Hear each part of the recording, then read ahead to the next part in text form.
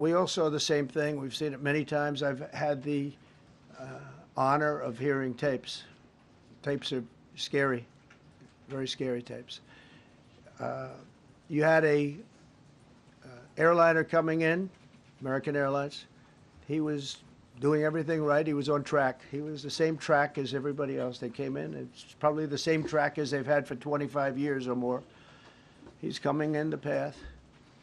And for some reason, you had a helicopter that was at the same height, obviously when they hit, but pretty much the same height, and going at an angle that was unbelievably bad. When the air traffic controller said, "Do you see?" He was talking about, "Do you see him?" But there was very little time left when that was stated.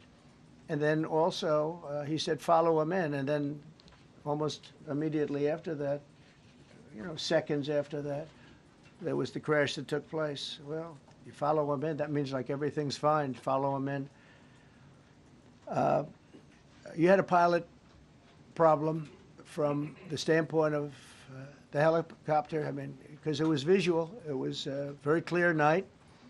It was cold but clear, and clear as you could be. The American Airlines plane had lights blazing. They had all of their landing lights on.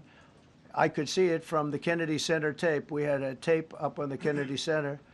That seems to be the primary. Thus far, I'm sure we'll see other tapes because it's such an area where there are a lot of cameras looking up into the air, into space. So we'll probably see many other shots of it before too much time goes by.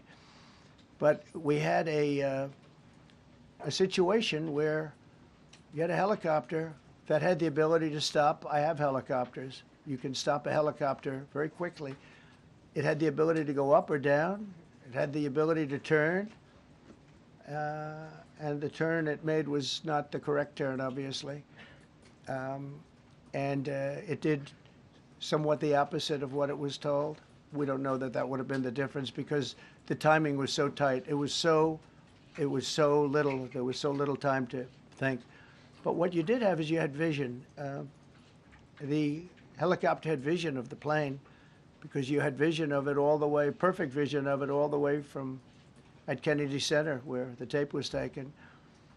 And for some reason, there weren't adjustments made. Again, you could have slowed down the helicopter substantially. You could have stopped the helicopter. You could have gone up. You could have gone down. You could have gone straight up, straight down. You could have turned. You could have done a million different maneuvers. For some reason, it just kept going and then made a slight turn at the very end, and by that time it was too late. They shouldn't have been at the same height, because if it was at the same height, you could have gone under it or over it, and nobody realized, or they didn't say that it's at the same height. At the same height, it still wouldn't have been great, but you would have missed it by quite a bit. Could have been 1,000 feet higher. It could have been 200 feet lower. But it was exactly at the same height, and somebody should have been able to point that out. So all of this is going to be studied, but it just seems to me, from a couple of words that I like to use, the words common sense, some really bad things happened, and some things happened that shouldn't have happened. So you had a helicopter going in an identical direction. You had a helicopter that was at the exact same height as somebody going in essentially the opposite direction. You had a plane that was following a track, which is a track that every other plane followed.